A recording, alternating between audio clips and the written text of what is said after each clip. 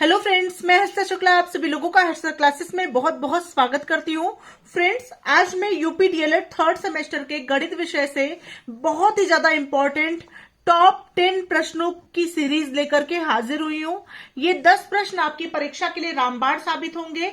परीक्षा में प्रश्न यहीं से पूछे जाएंगे, इसी प्रकार के प्रश्न आपकी परीक्षा में पूछे जाएंगे। इन 10 प्रश्नों को आप बिल्कुल तैयार कर लें, ठीक है। और ऐसे ही मैं डेली आप सभी लोगों के लिए 10-10 क्वेश्चंस की सीरीज लेकर के हाजिर होंगी, जहां से तैयारी करके आप लोग इस बार अपना बैक क्लियर कर सकते हैं। किसी का भी दोबारा बैक नहीं आएगा। तो चलिए फ्रेंड्स, आप लोगों का ज्यादा समय न लेते हुए स्टार्ट करते हैं। पहला क्वेश्चन मैंने लिया है जो कि बहुत बहुत इंपॉर्टेंट है। 9 सही 4/5 में किस संख्या से गुणा करें कि गुणनफल 42 हो जाए। बहुत ही अच्छा प्रश्न है कि 9 सही 4/5 में किस संख्या से गुणा करें कि गुणनफल जो है क्या हो जाए, 42 हो जाए। ठीक है फ्रेंड्स, तो माना जिस संख्या से गुणा करेंगे वह संख्या क्या है, माना वह संख्या है x। जो संख्या आपको पता नहीं है उसको आप x या a के रूप में मान सकते हैं।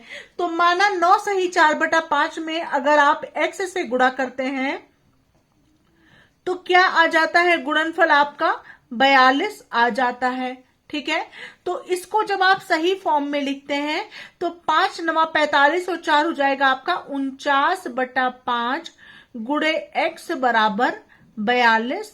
ठीक है, x बराबर हो जाएगा 42 गुणे 5/49। ठीक है, 7 छंग 42, 7 सते 49 और ये संख्या आपकी हो जाएगी 6 पंचे 30/7।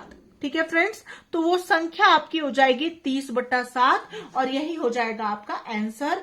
ठीक है, बहुत ही आसान प्रश्न और ज्यादातर स्टूडेंट्स जो है इस तरह के क्वेश्चंस छोड़ के भी चले आते हैं। तो बिल्कुल फ्रेंड्स, इस संख्या में आपको x से गुणा करना है, बराबर 42। x बराबर हो जाएगा 42 और ये 5 यहाँ डिवाइड के रूप में इधर जाएगा, गुणा के रूप में हो जाएगा, और 49 यहाँ गुणा के रूप में, इक्वल के उधर जाएगा तो वो डिवाइड के रूप में हो जाएगा। इक्वल के उधर जो है संख्या हमेशा अपनी अपोजिट हो जाती है। अगर कोई संख्या इधर गुणे के रूप में है, उधर जाएगी तो भाग के रूप में हो जाएगी, इधर भाग के रूप में उधर जाएगी गुणा के रूप में हो जाएगी, इधर जोड़ के रूप में उधर जाएगी घटाना हो जाएगा, और इधर घटाना है तो उधर जाएगा जोड़ हो जाएगा। ठीक है फ्रेंड्स, तो ये हमेशा आप लोग ये चीज ध्यान में रखेंगे गणित के सवाल को करते समय। नेक्स्ट क्वेश्चन नंबर 2 पर आते हैं, जो कि अति महत्वपूर्ण प्रश्न है आपकी परीक्षा के लिए। 6 मीटर लंबाई, 2.5 मीटर ऊंचाई एवं 15 सेंटीमीटर मोटाई वाली एक दीवार का आयतन ज्ञात कीजिए। बहुत ही अच्छा प्रश्न है। देखिए इस प्रश्न को जो है कैसे सॉल्व करेंगे। तो फ्रेंड्स, सबसे पहले आप लिखेंगे लंबाई कितनी दी गई है, लंबाई दी गई है 6 मीटर। ठीक है, उसके बाद आपको ऊंचाई दी गई है, ऊंचाई आपको दी गई है, ऊंचाई बराबर है 2.5 मीटर, और मोटाई आपको दी गई है 15 सेंटीमीटर। तो फ्रेंड्स, अब यहीं पर आपको समझ लेना चाहिए, ये दोनों संख्याएं आपको मीटर में दी गई है, लेकिन यह संख्या आपको सेंटीमीटर में दी गई है। सेंटीमीटर को सबसे पहले आपको क्या करना होगा, मीटर में कन्वर्ट करना होगा या मीटर में चेंज करना होगा।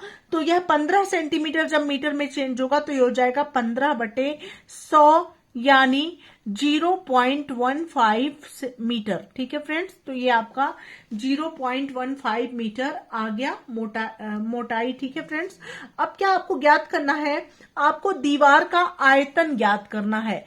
आयतन का फॉर्मूला होता है लंबाई गुणे, ठीक है, लंबाई गुणे चौड़ाई गुणे ऊंचाई। ठीक है, यही होता है। चौड़ाई यानी मोटाई होता है, ऊंचाई तो आप समझ ही रहे हैं, चौड़ाई मोटाई यानी चौड़ाई भी आप इसको बोल सकते हैं। ठीक है, तो आयतन बराबर हो जाएगा, आयतन बराबर L into B into H. ठीक है, तो बराबर हो जाएगा L मतलब 6 मीटर, B मतलब 2.5। ठीक है, ठीक है, इस तरह से लिख लेंगे 2.5 और यहां पे हो जाएगा 0.15। तीनों को आप गुणा कर देंगे आपस में। ठीक है, तो जब आप तीनों को आपस में गुणा करेंगे तो यह आ जाएगा 2.25 घन मीटर। ठीक है, इस तरह से यह आंसर हो गया। होप आप लोग को क्वेश्चन समझ में आ गया होगा। आयतन हमेशा किस में होता है, घन मीटर या मीटर क्यूब में होता है। ठीक है, मीटर या सेंटीमीटर में लिखेंगे तो क्यूब में ही रहेगा। क्षेत्रफल हमेशा क्या होता है, वर्ग मीटर या स्क्वायर में होता है। ठीक है फ्रेंड्स, बढ़ते हैं अगले प्रश्न की तरफ। नेक्स्ट क्वेश्चन नंबर 3 है, x square plus 3x minus 10 का गुणनखंड ज्ञात कीजिए। तो यहाँ पे एक्स स्क्वायर प्लस 3x और माइनस 10 है, तो 10 का जब 1 में गुणा करेंगे तो 10 आएगा। कौन सी ऐसी दो संख्या है, मतलब ऐसी दो संख्या आपको लेनी है जिनको आपस में घटाने पर, चूंकि यहाँ पे माइनस का साइन लगा हुआ है, तो घटाने पर 3 आए और गुणा करने पर 10 आए।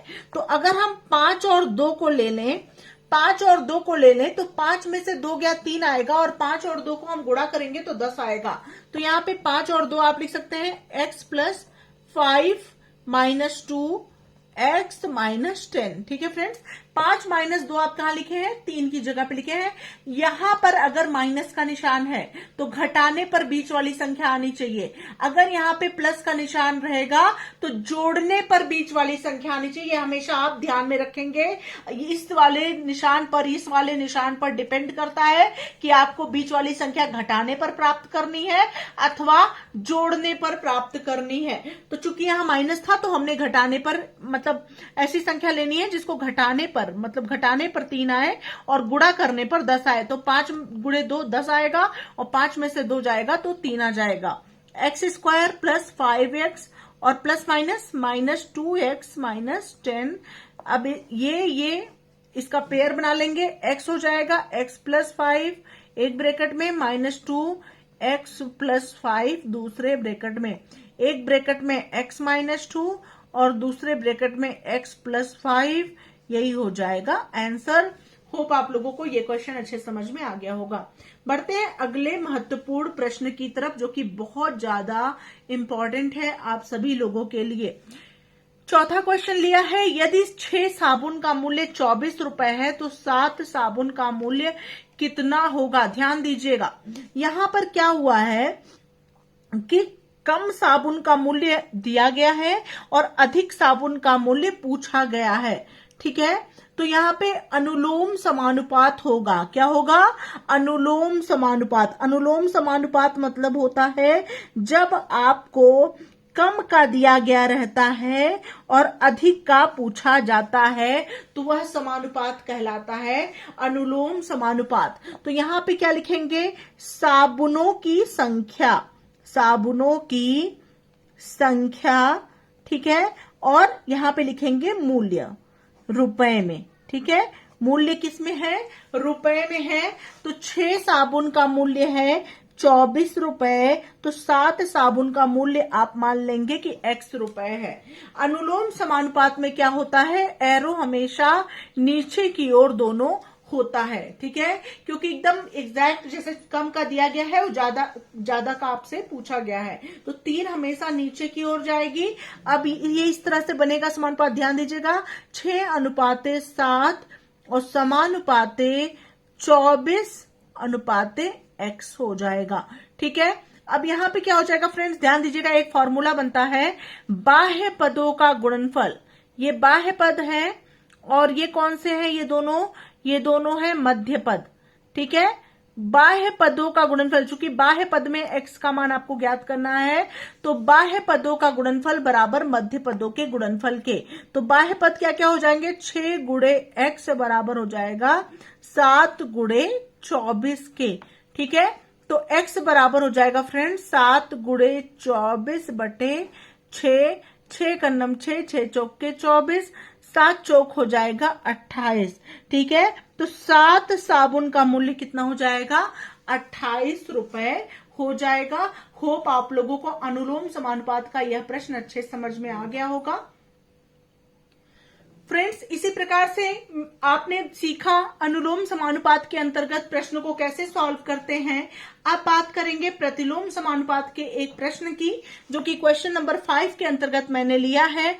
12 मजदूर एक दीवार 10 दिन में बना सकते हैं, उसी दीवार को 6 दिन में बनाने के लिए कितने मजदूरों की आवश्यकता होगी। ध्यान दीजिएगा, 12 मजदूर मिलकर के एक दीवार 10 दिन में बना सकते हैं। अगर वही दीवार बनानी है 6 दिन में, तो आपको 12 की जगह ज्यादा अधिक मजदूरों की आवश्यकता होगी। ठीक है, समय आपको कम दिया गया है, लेकिन मजदूरों की संख्या अधिक हो जाएगी। क्योंकि 12 मजदूर जो है, मजदूर समझिए, समझने की कोशिश करिए। मजदूर आपको, पहले आप समय ही लिख दीजिए, समय आपको दिया गया है और यहां मजदूरों की संख्या, ठीक है, समय और मजदूरों की संख्या। समय है आपका 10 दिन और 10 दिन में काम करते हैं 12 मजदूर, ठीक है, और समय आपको दिया गया है 6 दिन। 6 दिन में काम करेंगे x मजदूर।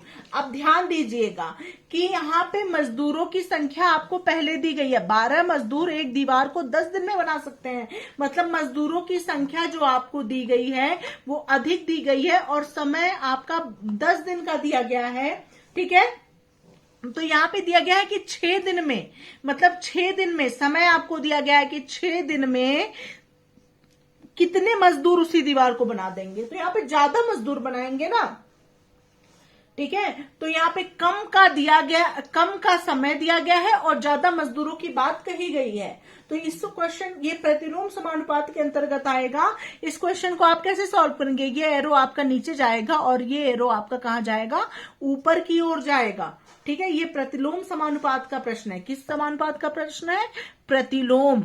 और प्रतिलोम में तीर जो है एक ऊपर और एक नीचे की ओर होता है। मजदूरों की संख्या में ज्ञात करनी है हमें, तो वहां पर एरो ऊपर होगा और समय आपको दिया गया है यहाँ पे नीचे की ओर होगा। तो यहाँ पे कैसे सॉल्व करेंगे, 10:6 प्रोपोर्शन x:12। ठीक है, अब बाहर मध्य पदों का गुणनफल बराबर बाह्य पदों के गुणनफल के, तो यहां हो जाएगा मध्य पद में क्या है, 6 गुणे x बराबर 12 गुणे 10। ठीक है, अब यहाँ पे हो जाएगा x बराबर 12 गुणे 10 बटे 6, 6 का नम 6, 6 दूना 12 बराबर 10 दूना 20, यानी x बराबर 20 मजदूर। ठीक है, मतलब अगर 12 की जगह 20 मजदूर लगा दिए जाएंगे, तब वो दीवार 6 दिन में बनकर तैयार हो जाएगी। मतलब 12 मजदूर अगर उस दीवार को 10 दिन में बनाते हैं, तो 20 मजदूर अगर लगेंगे, तब वो दीवार 6 दिन में बनकर तैयार होगी। होप आप लोगों को ये प्रश्न भी अच्छे समझ में आ गया होगा प्रतिलोम समानुपात का। बढ़ते हैं अगले महत्वपूर्ण प्रश्न की तरफ। नेक्स्ट क्वेश्चन नंबर 6 है फ्रेंड्स, 1000 रुपए का 10% वार्षिक की दर से 2 वर्ष का चक्रवृद्धि ब्याज ज्ञात कीजिए। तो सबसे पहले आपको चक्रवृद्धि मिश्रधन ज्ञात करना होगा। यहाँ पे P आपको दिया गया है 1000, यानी मूलधन आपको 1000 रुपए दिया गया है। रेट ऑफ इंटरेस्ट यानी दर आपको दिया गया है 10%, और टाइम आपको दिया गया है T बराबर 2 ईयर का दिया गया है। सबसे पहले आप क्या ज्ञात करेंगे, मिश्रधन ज्ञात करेंगे। मिश्रधन ज्ञात करने का फॉर्मूला होता है P1 + R/100 × T। ध्यान दीजिएगा कैसे इस प्रश्न को सॉल्व करेंगे। ये बराबर हो जाएगा P यानी 1000 और 1 + R की जगह हो जाएगा 10/100, और यहाँ टाइम हो जाएगा 2 साल का। ठीक है, इसको सॉल्व करेंगे, ये 0 से ये 0 कट गया, बराबर 1000, और यहां हो जाएगा 10 का नम 10 की 11/10, और यहाँ पे स्क्वायर। ठीक है, बराबर हो जाएगा 1000 गुणे 11/10 गुणे 11/10। ये 0 से ये 0 कट गया, ये 0 से ये 0 कट गया। 11 ग्रहियम को जब आप गुणा करेंगे, 11 गुणे 11 121 हो जाएगा, और ये 0 आगे बढ़ जाएगा 1210 रुपए। ठीक है, ये आपका आ गया मिश्रधन। ठीक है, मिश्रधन आ गया 1210 रुपए। आपको क्या ज्ञात करना है, चक्रवृद्धि ब्याज ज्ञात करना है। चक्रवृद्धि ब्याज बराबर होता है मिश्रधन माइनस मूलधन। चक्रवृद्धि ब्याज का फॉर्मूला लर्न कर लीजिए। ब्याज बराबर मिश्र धन और माइनस होता है मूलधन। ठीक है, मिश्र धन है 1210 रुपए और मूलधन है आपका 1000 रुपए। तो ये 1210 में से 1000 गया तो ये हो जाएगा 210 रुपए और यही हो गया चक्रवृद्धि ब्याज, यही हो गया आंसर। होप आप लोगों को ये प्रश्न भी समझ में आ गया होगा। बढ़ते हैं अगले प्रश्न की तरफ। नेक्स्ट क्वेश्चन नंबर 7 बहुत ही इंपॉर्टेंट, मोस्ट इंपॉर्टेंट क्वेश्चन है इस बार की परीक्षा के लिए।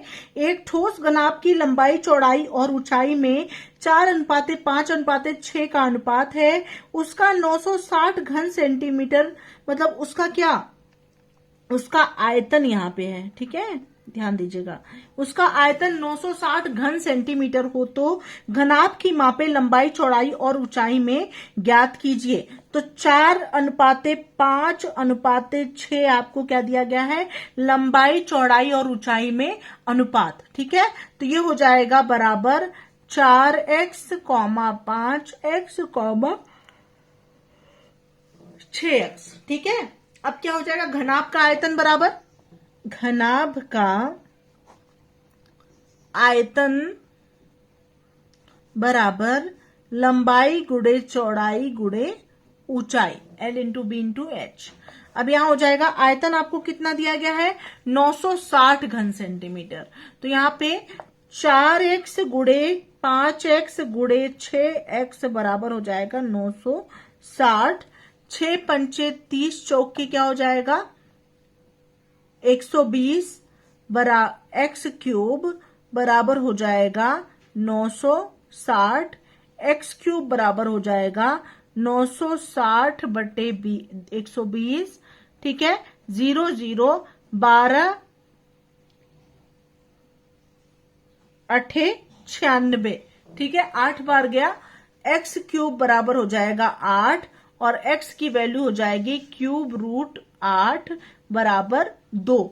2 दूना 4 दूना 8। ठीक है, तो 2 आया x का मान।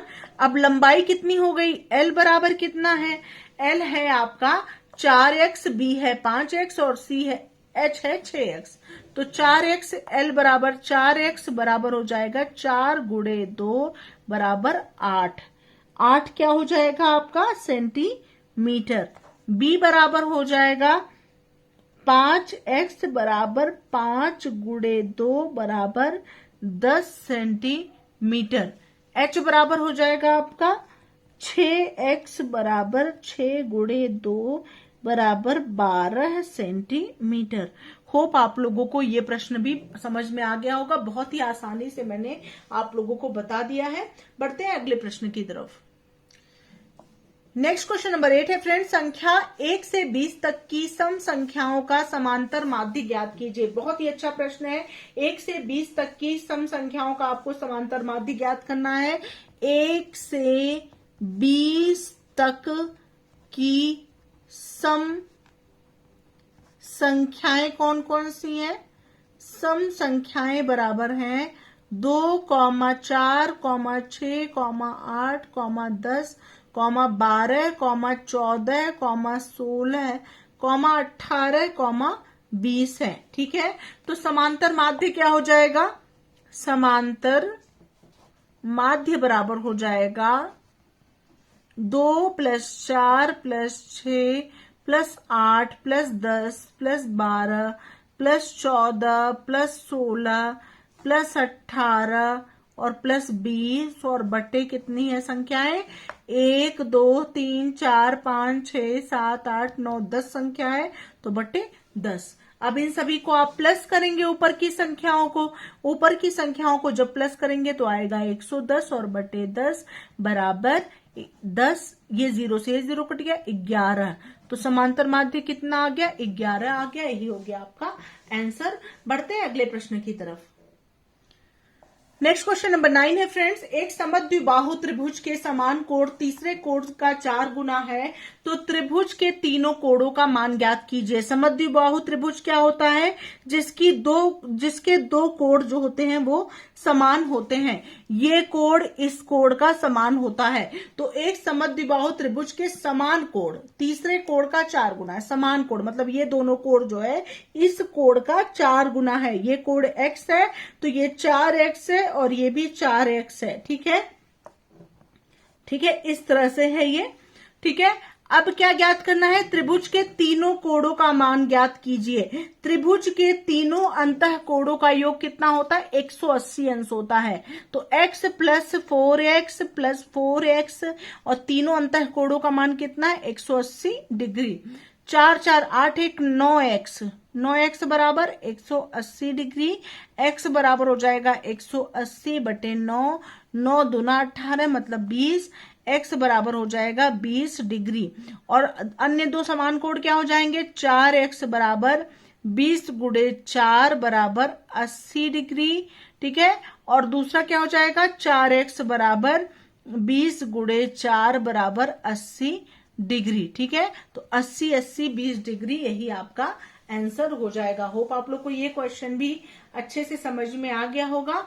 बढ़ते हैं अगले प्रश्न की तरफ। अगला क्वेश्चन नंबर 10 है, क्या 243 एक पूर्ण घन संख्या है? ध्यान दीजिएगा, इस प्रश्न को आप कैसे सॉल्व करेंगे? क्या 243 एक पूर्ण घन संख्या है? ठीक है फ्रेंड्स, तो सबसे पहले यहां पे हम क्या करेंगे?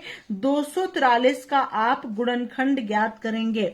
243 का जब आप फैक्टर ज्ञात करेंगे तो किससे जाएगा? ये 3 से जाएगा। 3 अट्ठे 24, 3 एक नम 3, 3 दूना 6, 1 7 3 दूना 6, 2 8, 3 सते 21, 3 नवा 27, 3 त्रिका 9, 3 एक नम 3। तो यहाँ पे 243 एक पूर्ण घन संख्या है। 243 बराबर हो जाएगा 3 गुणे 3 गुणे 3 गुणे 3 गुणे 3। मतलब कितनी बार 3 है? 1 2 3 4 5 बार आपका 3 है। इसका जोड़ा बन गया, इसका जोड़ा नहीं बना, इसका जोड़ा नहीं बना। तो यहां पर जो है क्या हो रहा है? यहां पर लिखेंगे, यहां पर 3 का त्रिक बनाने पर, यहां पर जोड़ा नहीं कहते, यहां पे क्या कहते हैं? त्रिक कहते हैं, क्योंकि घन संख्या आपको ज्ञात करनी है। घन मतलब 3 3 का जोड़ा। तो 3 का त्रिक बनाने पर 3 गुणे 3 शेष रहता है। अतः 243 एक पूर्ण घन संख्या नहीं है। ठीक है फ्रेंड्स, इस प्रकार से ये प्रश्न को सॉल्व करेंगे। अतः 243 एक पूर्ण घन संख्या नहीं है। अगर 3 का त्रिक बनाने पर यहाँ पे एक और 3 आता और 30 पेयर बन जाता तो मतलब पूर्ण घन संख्या जो संख्या होती मतलब वो पूर्ण घन संख्या होती। यहाँ पर नहीं है मतलब नहीं है। ठीक है, इसके आगे 729 अगर होता तो 729 में 3 एक और आ जाता तो मतलब वो पूर्ण घन संख्या हो जाती। ठीक है फ्रेंड्स, तो ये रहे टॉप 10 बहुत ही ज्यादा इंपॉर्टेंट परीक्षा उपयोगी प्रश्न। इन प्रश्नों को जरूर नोट कर लें और यहां से प्रश्न निश्चित रूप से पूछे जाएंगे। और ऐसे ही महत्वपूर्ण प्रश्नों के साथ मैं पुनः हाजिर होंगी। चैनल पर नए हैं तो बिल्कुल सब्सक्राइब करना ना भूलें। अपने सभी दोस्तों सभी मित्रों को ये वीडियो जरूर शेयर कर दें। मिलते हैं नेक्स्ट वीडियो के साथ, तब तक के लिए thank you so much friends. Thanks for watching my video.